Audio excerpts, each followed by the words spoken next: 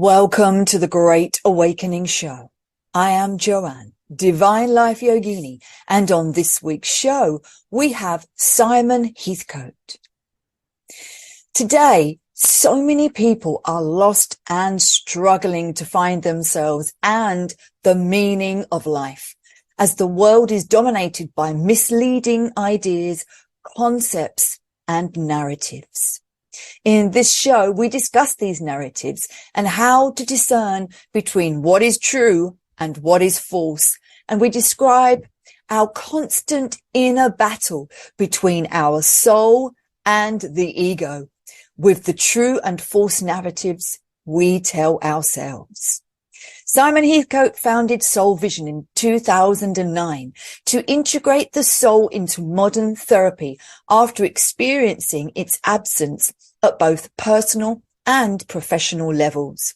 He spent 8 years at the Priory, specializing in the treatment of sex and love addiction, helping clients find antidotes to their dis-ease through rediscovering their innate creativity and spirituality. Simon has developed a unique way of working, drawing on Jungian concepts, mysticism, and archetypal psychology to help return clients to their essence or deep soul. And his understanding of mythology and the hero's journey is integral to his work. Simon is an initiated man with the Mankind Project and has been in personal recovery for more than 30 years.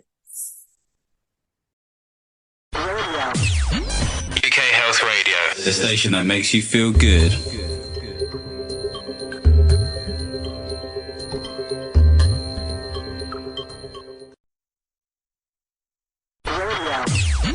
UK Health Radio, the station that makes you feel good.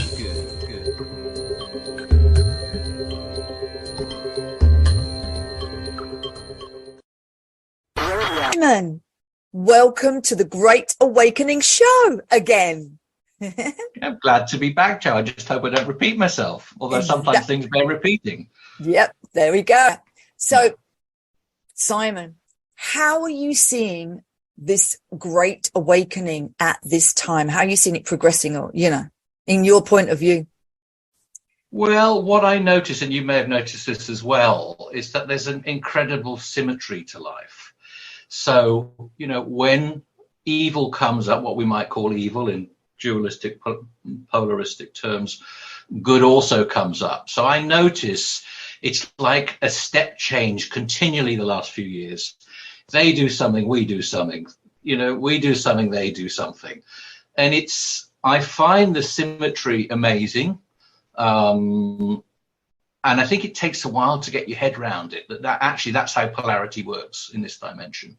Yes. Things rise together. It's balance. It always has to balance out. You can't have it going one without the other, Yeah. I was saying to you earlier, you can't have a husband without a wife. You can't have up without down. That's just how it rolls, isn't it? And I think that's what we're seeing. And where it ends up, it either ends up with a wonderful golden age, which is supposedly the next cycle that we're going into. But I think we also have to remember that consciousness doesn't need us. So it's quite possible we could also disappear for a time. And I think either of those things are possible.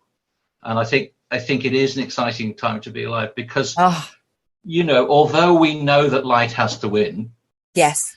Because ego and darkness, it bores itself in the end. It implodes in the end. Exactly. That's what I say. The evil always has it within it, its seed of self-destruction. Of course it does, because the mind can only take you so far. And you end up repeating, and they can go for more and more of everything. They can go for wanting to live forever in a body. Okay, maybe science will make that possible. Who knows? I'm sure it probably can. But that growth it's limited. It's like I always compare the ego to a balloon. You can blow it up so far, and either you'll put a pin in it or somebody else will. At some point, it has to burst. It has to break.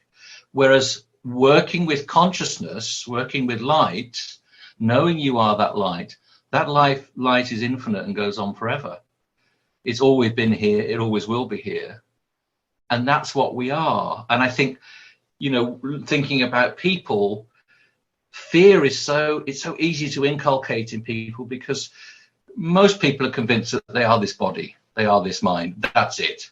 Yes. That's the end of most people's journey in life. They live a few years, they do a bit of work, maybe have a career, maybe have some kids, they have a few hobbies, and then they peg it. That's often as much as most people expect. And many people don't believe there's more to life, but we know there is. So, yes. It depends where you stand.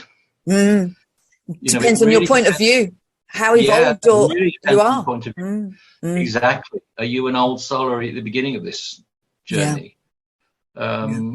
And you can see why people are very frightened. Terrible things have happened and are continuing to happen. Exactly. But also, going back to your original question, good things obviously are also happening. Hearing that the Swiss, for instance, have dropped all vaccine requirements. You can only get one if you go to your doctor and beg for one now there. But that's because, reading between the lines, they were called out on corruption from within around the vaccine. So, so I think when challenges do happen, these people are full of fear. Yes. And so they will back down, or not all of them perhaps, but a lot of them will start to think about themselves. Because it's also a selfish pursuit, isn't it? All of this. Yes. It's service to self. It's not service to others or humanity. Exactly. It's all about service to self. The people who run the world that's all they do. They have no empathy or no conscience. It's just all about short-term profit and how they can just make more money from people, and animals at this time, isn't it? But so many people are, I can see it, they're really lost. They're really struggling, and they just don't know what, to think of everything that is happening, meaning to life. Because the world is completely dominated by misleading ideas, concepts, and narratives at this time. So just, let's just have a little explore about, we're going to go on to the soul and the ego in a little while, about the false narratives that we tell ourselves and the true narratives there. But let's go out into this world, tell us about how you see, some of these false narratives now. And they're really awakening a lot of people at this time. I think it's fastened up the whole thing, don't you? Yes, totally. Everything's speeding up now. And I mean, I call it the karmic full stop this time in history, that we can see where everybody is. This is the first time, with the decisions people have made about medical interventions, etc., that you can see where the soul of people is. And some of the people you would expect to be more awake aren't, as you also probably found out. Others, the opposite is true. So it's, I have a saying that's kind of come to me: too much mind often equals too little consciousness. Yes. And you see very intelligent people, intellectual people, well-educated people, clueless about what's going on in the world. Absolutely clueless. They're like got masters and degrees, and they don't know anything about what's really going on. Not a clue. And that's because we live in conceptual reality. We don't live in reality. We live in the mind-made self, as Eckhart might say. We live in a conceptual world. And if we've been hoodwinked into believing that conceptual is real, we've had it. Would you say, Simon, would you say that is the matrix? The conceptual, I think it is how the matrix works. If we think about the original concept is I. That's the first concept. When we're given a name, that's when the trouble starts. So we're given a name pre-verbally. We can't think this through. And so we learn as we get older, and I work with early childhood development with people. We learn from a kind of fusion of unconsciousness and consciousness. We're not aware of who and what we are. We can learn that we are not what we think we are. And I think that's part of the awakening. We move from the ego I to the I am. I mean, that is the big pivot, I think. That is the big swing. Yes. You like Shunyamurti, so do I, who's also talking about Ramana Maharshi and all the old Indian sages who understood the I am. And what is the I am? But the I am is that divine part of ourselves, is it not? That's right. That's right. The I am is consciousness. We could also call it God. God. Consciousness is God. If people, not all people like that term, of course, but we can actually shift our identity, and I think that's the holy grail that we're being faced with now. Yes. I say the real great reset is the understanding that we are consciousness. Yes. That's the real great reset. Yes, and that we have a choice to choose every day when we wake up between the ego or between the true self, which is the God self within. That's our choice, to go with them thoughts and feelings that are egoic, or to be awakened, and to come from that righteous place. It's a choice. That's right. But I think a lot of the so-called elites are so far down the ego road now. Yes. That they've almost lost the power of choice. Yes. They're on a runaway train heading for a cliff top. Yes. They've lost the connection with God as well. Totally. I mean, I think you've just said it, Joe. It's the reason they can do what they do. You cannot do evil, wicked things that destroy lives and businesses and whole countries, unless you are cut off from yourself. Yeah. This is all a product of alienation from self. Otherwise, it wouldn't be feasible. You wouldn't even be able to get one step down the road with what's happened. So these people are so divorced from themselves. Mind and money has become the God. Yes. And it's a God that, yes, you can. He's never satisfied. The God that is never satisfied, never stated. It just wants more and more. Consume. Totally, because he's an addict essentially, and that. Yes. And is never ever satisfied. And whatever these people do, they will not find the portal to the divine, which is about going within. And being able to, as Pascal said, the whole problem with mankind is they cannot sit in a room on their own. Yes. Which is the only place, but that's the only place where you really truly learn about who you are. Know thyself is to go within, to touch the divine love light energy within you, which is divine. It's beautiful. Exactly. And I understand the struggle, but because for years of my own development, I would read about it rather than do it. Yes. And books were a necessary part of that movement into actually saying, you know what, I've read all the books, I understand all the stuff, but I've actually got to sit and do it. Yes. Exactly. There isn't an escape from that. That's so true, Simon. We can read a million books, but if you don't put it into practice and actually do what these books are saying, you're never going to go and evolve along the spiritual path. That's right. That's right. And I think the other thing is, we are looking out through the eyes all the time. We are looking at objects all the time, and we're taking objects to be real. And this is the mistake, and we also are taking thought forms, which are another form of object, to be real. So as long as we're chasing thought forms, as long as we're chasing objects, we're actually looking in the wrong direction. Yes. Yes. That's what they want, though. They want to keep us out there. That's why it's all temptation. Yeah. Keep us out there. Keep us out there. Keep us in the 3D and tempted with the consumerism and all these things, so that we will never look within, because that's where God is. That's where the goddess is. It's the creator and the creatrix inside every single person. Exactly. It's beautiful. Exactly. But, it's understanding that the seeker has to die eventually. The seeker in us, even the spiritual seeker, we can get hoodwinked and trapped down that road as well. Even the spiritual seeker has to die and return to the source. So it's like, okay, we don't even make an identity out of our spirituality. That has to be surrendered as well. And it's difficult, because I think for a long time we do make an identity out of it, becomes another bolt onto the ego. Yes. But we have to get to a point where we go beyond that. And that's what's tricky working with people, I think, is to get them past that knot of, oh, here's another thing. It's not a car, it's not a relationship, it's spirituality. but I can also use the same kind of acquisitiveness and aggression with that. Well, in the end, that's not going to cut it. Mm. So, Yes. and I don't think these people have, the people who are oppressing everybody, Yes. they may understand things in the mind, but they don't have that. They will be cut off from access to real consciousness. Yes, from the soul consciousness within. It's impossible. Yes. They can't get there. They can't get there, which is why we're ahead of them. Mm. Because, and that's what I wanted to go on to about,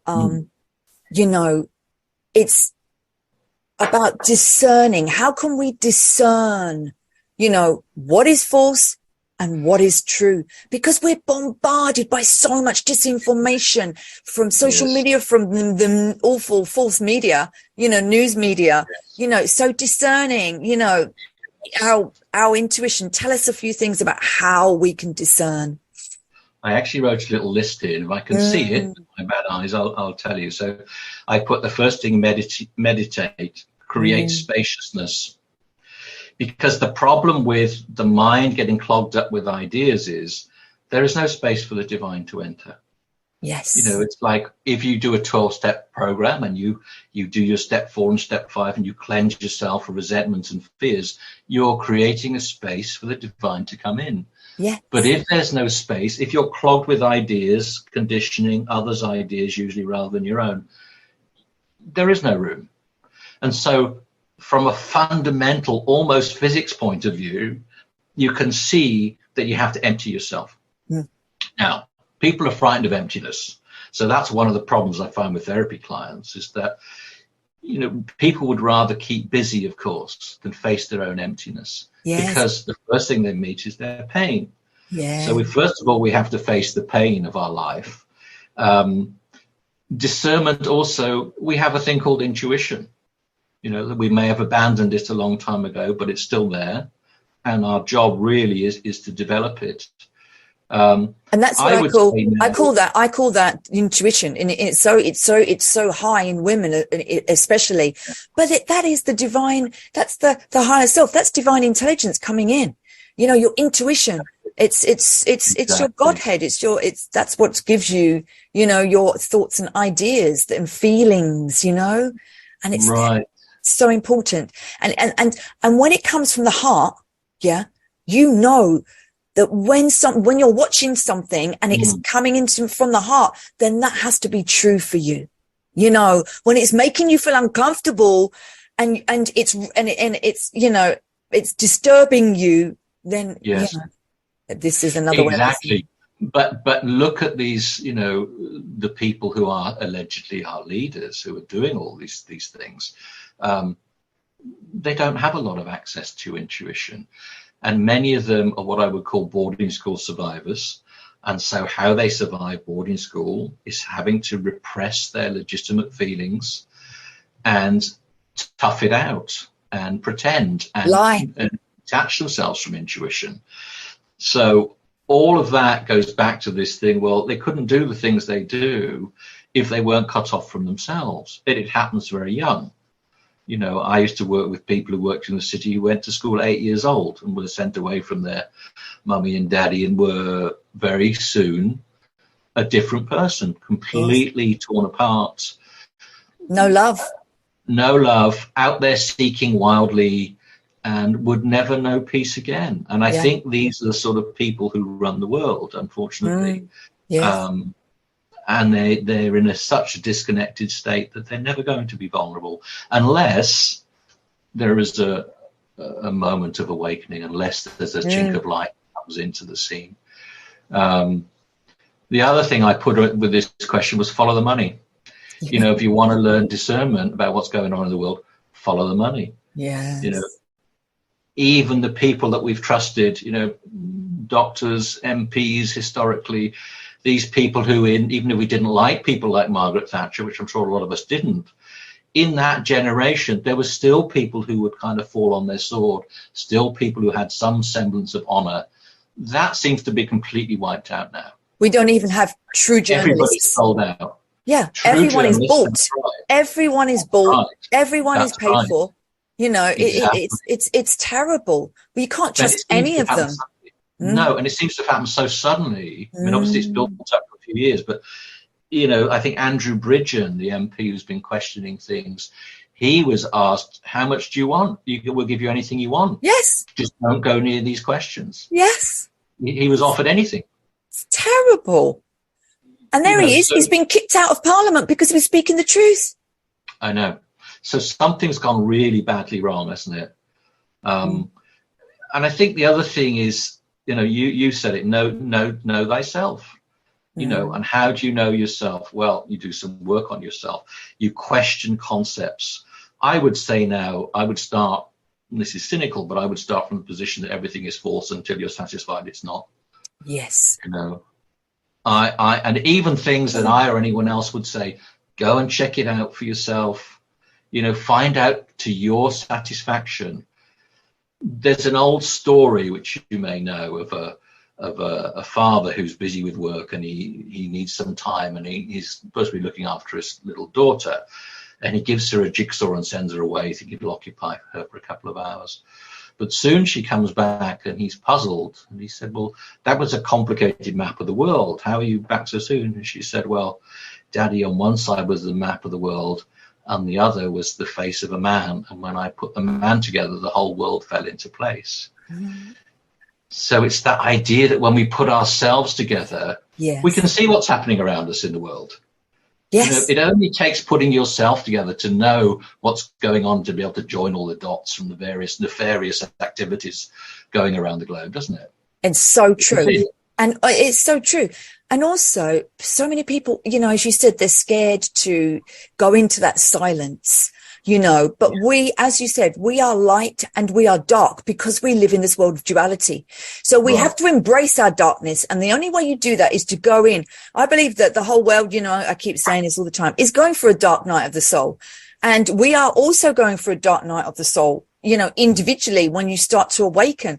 And you have to look at those dark places. You have to go delve into the shadow. You have to go in. And look at them dark parts of yourself that you don't want to show anyone, because when you let that out, you bring the light to it and it frees you, and then you can see. And I believe that's happening on a 3D level. We're digging out all the darkness within. And of course, it's causing chaos and all this old, awful stuff to rise up, because we can't move on to the new earth unless we've got rid of the darkness within this that's happening now. So I think, dealing with our own shadow, as you say, we don't then have to project it and see it on the outside. We may notice it start to fizzle away on the outside the more we deal with it internally.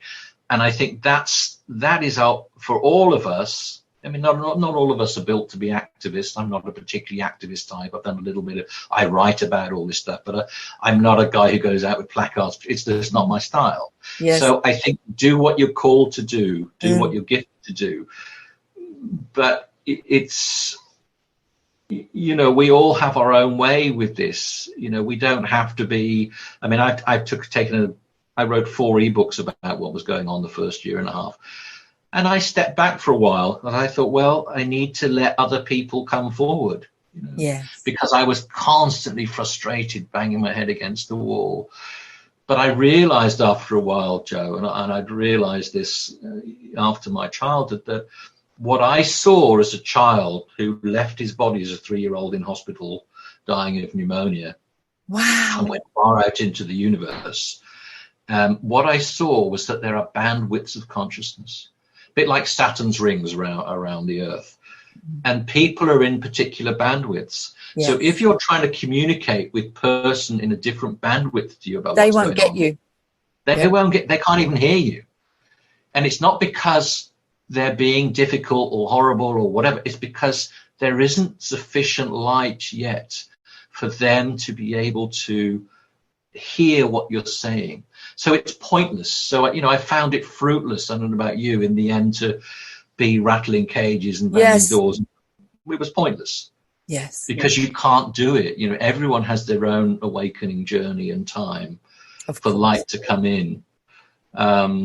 And you So I can't just wanted to fasten, mention that. yeah, and you can't fasten up anyone's journey. The only thing you can do is change yourself and live by example and put out what you're putting out. And if they come to you and they listen to it, then, you know, it all in their time. We can't change anyone.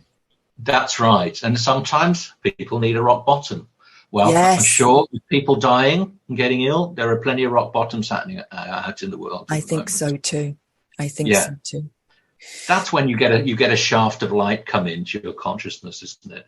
Yes. It often takes something So terrible bad. from this perspective. But Simon, it had to be this bad, okay? It had to be this way, because if it wasn't as bad as this, it would happen again. This is going to be so bad. The contrast is to bringing people to the precipice so that it will change, it will awaken them, and so that we will never allow this to ever happen again. I mean, it's, you know, this great awakening, everything will eventually change. All systems will eventually change. But this great awakening it is a human awakening on a grassroots, you know, physical level with all the systems, but then it's a spiritual awakening too, because we are human and we are divine in this world of reality that we live in. And we have to honor both aspects of that self, you know, and bring it into the wholeness. You know, that's what it is. It's like the divine masculine and divine feminine. We are both. Bring it into the wholeness. Calling back all those parts of your soul you gave away to people, places and things. Bringing them back to the wholeness. It's the middle point. It's the 0 point. It's the yogic path, the middle road, isn't it? Yeah. It's interesting, isn't it, hearing you use that language about the 0 point and looking how the counterfeit happens with things like net zero on the other side, on their side. So we've got 5D, they've got 5G. You know, it's like there are a whole string. I mean, I nearly made a list, but I didn't. There's a whole list of things where you can go, there's an exact symmetry between what we say and what their counterfeit argument says. And these things are rising together. I think for many people, the awakening is particularly hard because, you know, we've fallen into dense matter for many eons, many lifetimes. So you're not going to wake everyone up in a single lifetime. No. You know, people have been under the cosh of, under the veil of ignorance for many, many lifetimes. So I think, you know, for me, I don't know about you, but handling my expectations has been something important for my own peace of mind. That's right. Yes. And frustrating at times. You know, sometimes I want to take people. Yes. And people don't believe what, you know. Well, they think you're mad. You know, they do. Yeah. You're mad. That's right. You know, and then, you know, and going back to this, just talking a little bit about concepts, which we were going to talk about, that, you know, I wrote an article at the time of all this saying how they pulled off the magic trick. And the magic trick, what I said was, look, imagine you build a wardrobe. You start with a tree, you have it lumbered and timbered, then you create your wardrobe, and then you sell it to someone, it sits nicely in their house. Well, when you've got your wardrobe as a punter, you're never going to look at it again and say tree. Tree's gone. Tree's gone back into the mists of time. It's the same happened with COVID. COVID is a concept, nothing more. And I used to drive people crazy saying, well, you're never going to die or get ill from COVID because, and they go red in the face, furious. And I said, well, COVID doesn't exist. It's a word that, just like you confused your name with yourself, you've confused this word with the cold and the flu that actually has now disappeared. Just like that tree has disappeared. You know, when two things come together, like two parents creating a child, those parents will eventually die. The new thing will come forward. The old things will return to the void. That's what happened with COVID. COVID is a concept, you know, and it's a concept that people were persuaded through nudge units, TV announcements every night to get hold of and identify with. Yeah, a false narrative. You know, total false narrative. The number of clients I've had, Joe, who come online and the first thing they want to tell me is about how they'd had COVID or which injection they'd had. You know, and I kind of thought, well, I can't go into this with you as a therapist, but it's like, it's total insanity. People just, you know, it's like sowing a seed. You know, it's like Jesus said in one of his parables, you sow a seed the parable of the sower. You sow a seed, sometimes it lands on fallow ground, sometimes it lands on rocks, sometimes the birds come and take it away, sometimes it lands and the seed grows. Yes. But on a negative side, they threw seeds into people's consciousness, and it grew into this COVID mantra, COVID, that people are obsessed with. It's total insanity. Yes. It's totally insanity. You have to take your hat off, because they really did. I mean, it's the whole world that they put this false narrative through. It's just, it's just, well, I mean, it's really amazing now as we're doing this video, because a lot of, the mainstream media in America is like, it's all changing now. It's all changing. You can see people are not going on their mainstream medias anymore, because they know it's all false. It's just false narrative lies. That they're feeling uneasy. Their intuition is like, it's making them feel uneasy, because they know that it's not correct what they're listening to, No, you have to find other sources. I think Redacted is very good on YouTube. That's a really good news show.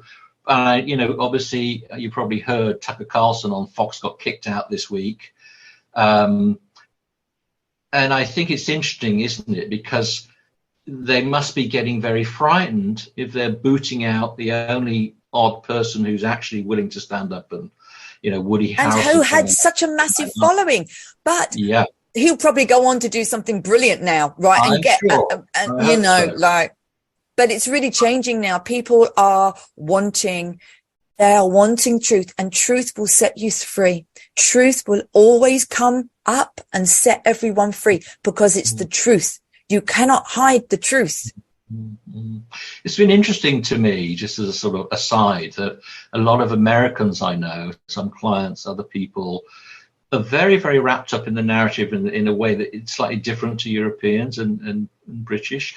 I think, America being created on the dream of individuality, it's much more vulnerable as a new country, also like Australia. New countries are much more vulnerable, I think, to having these seeds sown and take root. So there's something about the mentality of the young soul, whether it's an individual or a country, that I think is very vulnerable to what's been done in a way that maybe other countries aren't. It's interesting. I find it particularly with Californians. Yes, they're really eating it up. They are. They're very indoctrinated, very programmed. Totally indoctrinated. I know quite a few, and it's just been interesting to me to watch that. There's particular parts of the globe that really suck it up. Scary. But the truth shall prevail. And I believe that they can't bring, the alliance, whoever you want to call the good guys who are looking after us, who are working with the spiritual alliance. It's all for the good of humanity, and, they can't bring everything out, because it would just blow people's heads. It has to be a soft, slow, bringing out as these old, systems that no longer serve humanity, they will be slowly changed. More good people will be put in these corrupt people's places. Them old CEOs, the corrupt ones will go. In everywhere, politics as we know it, governments as we know it will be completely changed. Italy's got a new PM, hasn't it? She's doing really well.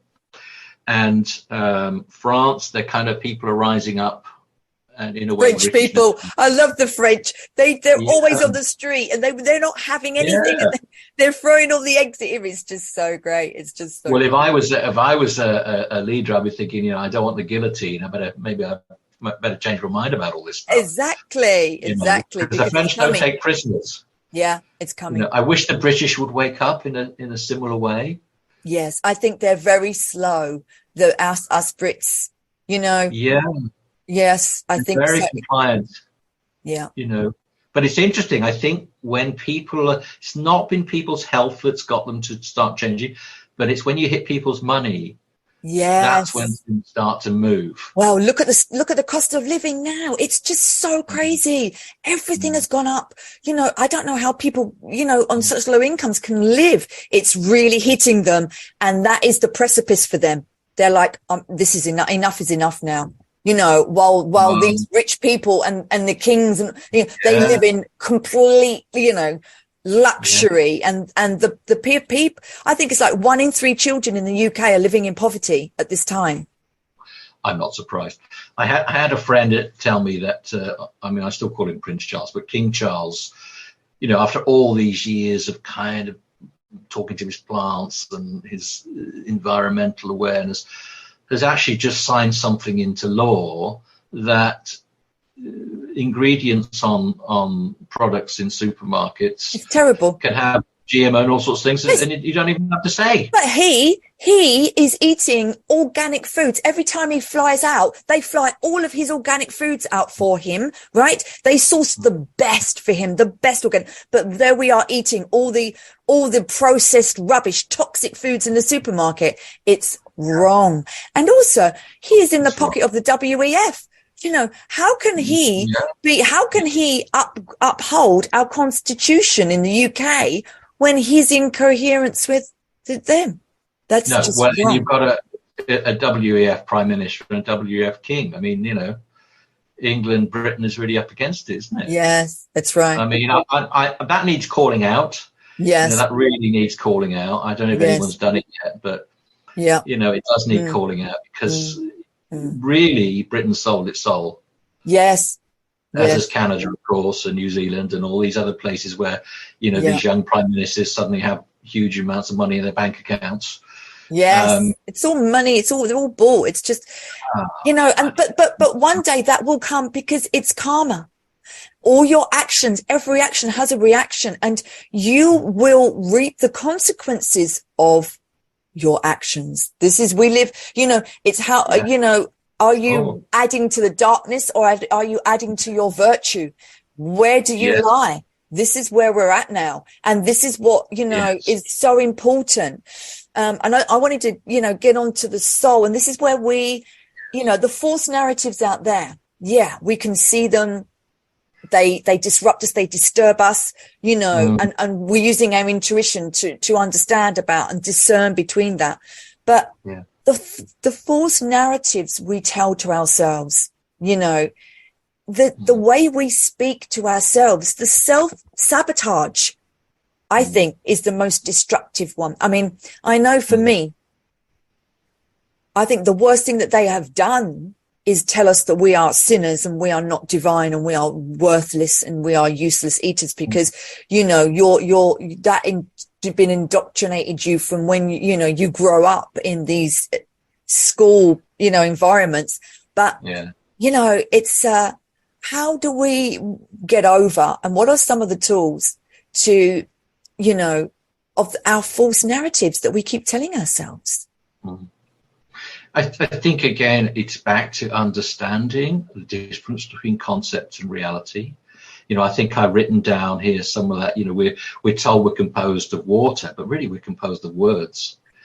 It's words and the manipulation of words. And as you say, what we've unconsciously ingested and taken on is the problem, because most of the time we don't know what we've taken on. It's all happening at subliminal levels, isn't it? Deep inside us, or at higher layers inside us.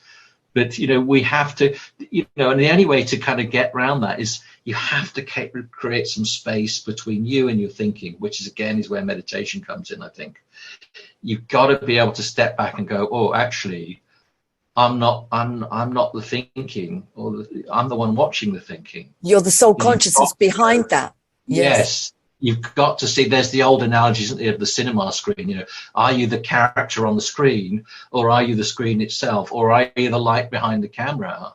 Where do you stand? It's like, well, maybe you're all of those things, but you can choose as your consciousness expands to where you stand. Yes. Ultimately, I think there's a 3-stage movement, and I think the Guru Nisargadatta described it as a hierarchy. But it's something I came to before I read that. But there's the ego self, there's the I am consciousness self. That's one step back, and one step back from that is awareness. And I think, as we might say, awareness is incarnated in different forms in order to know itself. And it's interesting we call it awareness, because the idea is that it's not aware of itself, until it becomes conscious, which requires objects, in which consciousness is always of something, whereas awareness stands alone. So, and I think the other thing I wrote down was around, why does the divine love the children? Because divine's childlike. You know, it's actually childlike, whatever we would call it, not an entity or an organism or anything, but there's a childlike innocence, you know, that is the bottom line of everything. Yes. So, you know, no wonder Jesus said, you know, if you do any harm to little children, look out.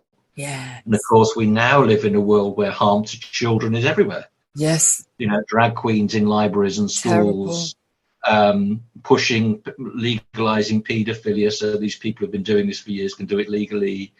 There's all sorts of things going on now. They're trying to normalize it. They're trying to normalize. Yeah, that's right. Oh, you know, children have sexual feelings or whatever. You know, I've got grandchildren now. Anyone touched any of them, I kill them. You know, even the UN came out about decriminalizing exactly sex with children, you know, with adults, and making them say that they are consensual. How can any child be like that? They get coerced into it. It's absolutely awful.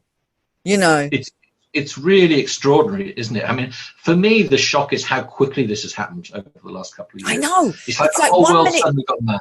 Yes, exactly. It's gone crazy. Yes. You know, I mean, my only saving grace around it is I listen to quite a few near-death experiences on YouTube, which I find very comforting. And most of those people say, well, from up here, I couldn't even imagine how I ever believed I was human. Yeah. You know, because life here is reality. Life on earth ain't reality. That's exactly. reality. This is not reality. The reality is drama. Spiritual heaven is reality.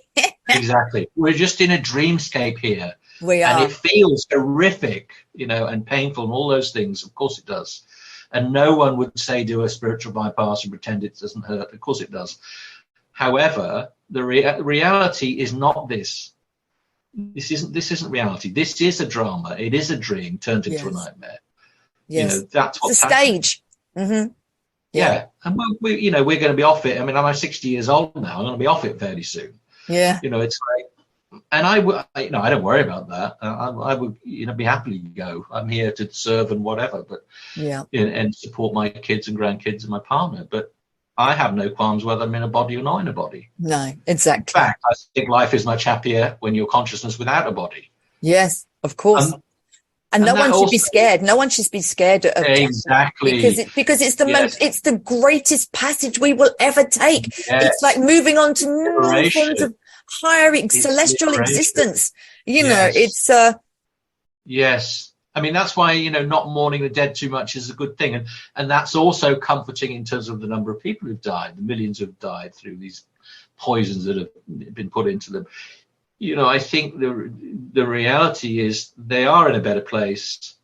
They're watching this madness go on, and if their families suffer, I understand that. But, I think Nisargadatta, who was on a par with Ramana Maharshi, said, no death is a calamity.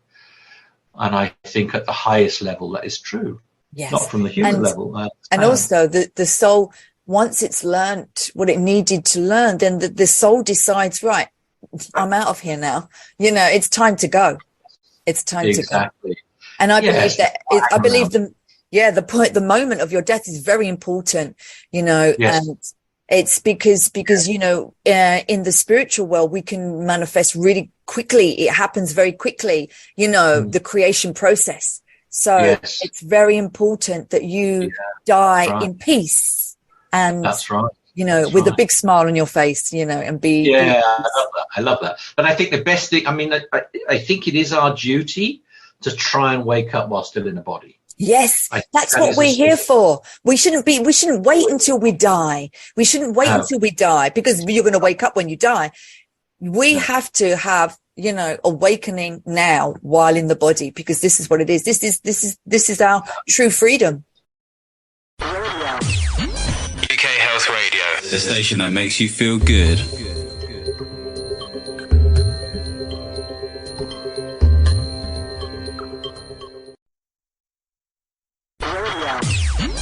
UK Health Radio, the station that makes you feel good.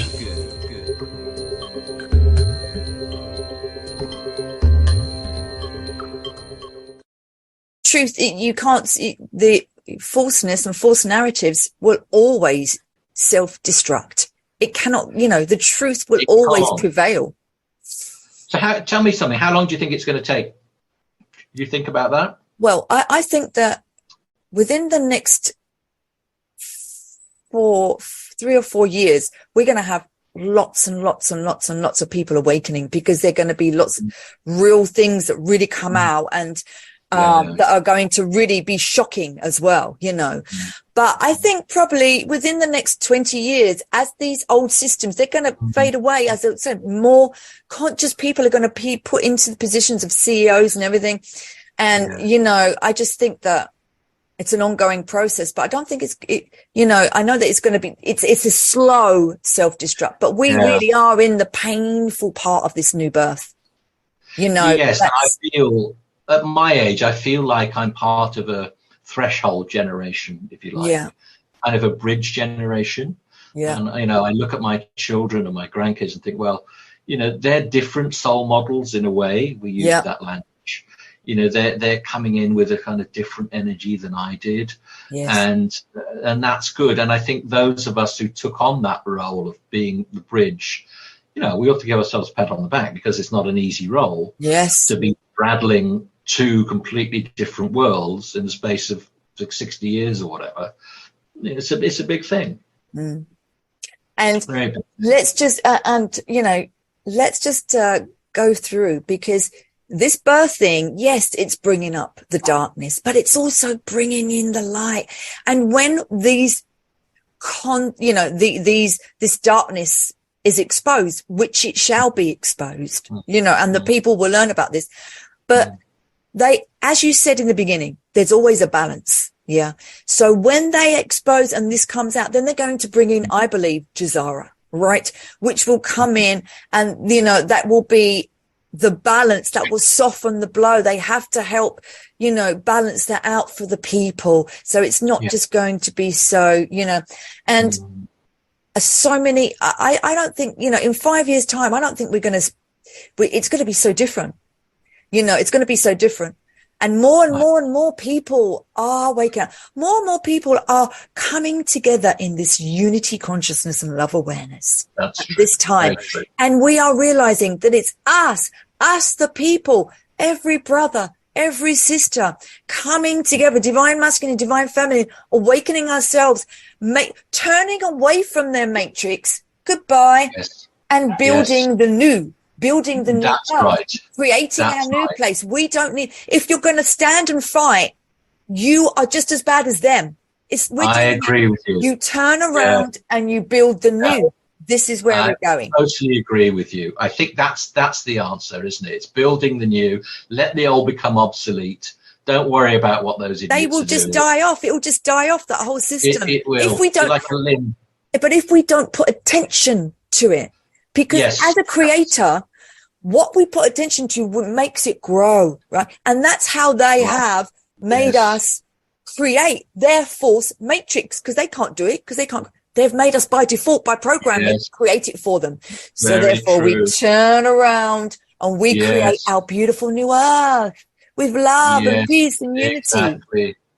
That's why I was saying, at the beginning of this first 18 months, I was writing ebooks, I was running around here doing everything. And then I slowed down. I think the equinox of 16 months ago, I kind of went, okay, I need to kind of step off for a while. And it's been a very good thing to do. At times I've had slight guilt feeling, should I be doing more? But I've kind of felt, no, it's been good to look after myself, to put a polygon in the garden, start doing some of that stuff. Yes. Then, as you say, not focus on the madness, because it can eat you up. Yeah, no, you've got to focus. We've got to focus on the new. We've got to come from the heart, focus on the new, focus on the love, the unity consciousness, the love awareness that is coming in. Yes. I can feel it when I'm out there with all the people. I smile and everyone's smiling. I can feel this new camaraderie, this new humanity that's waiting to burst forth. It's that little shine in people's lives that, it's beautiful. I can see it bursting forth now. Well, we both will have experienced in our lives that there's nothing like a group coming together. You know, that's all those old boys after the Second World War missed the war, because they came together, didn't they? And they had shared experience where they had each other's backs. They were companions. They were comrades. You know, okay, it was a war, not the best thing, but adversity had given them something. Yes. And I think we miss that. That's what, exactly. It draws you together. The adversity, the contrast brings you together. So really, they are causing this great awakening.